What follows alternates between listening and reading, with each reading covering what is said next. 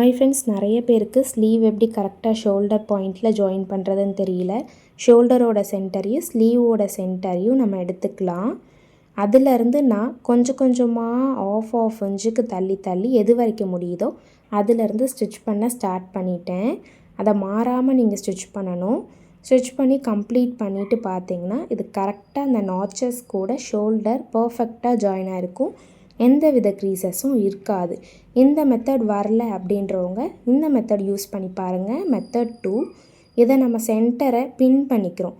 பின் பண்ணிவிட்டு one side stitch பண்ணி முடிச்சுட்டு அப்படியே ப்ளவுஸை திருப்பி போட்டு ஃப்ரண்ட் சைடை வர மாதிரி டைரெக்ஷனில் போட்டுக்கோங்க.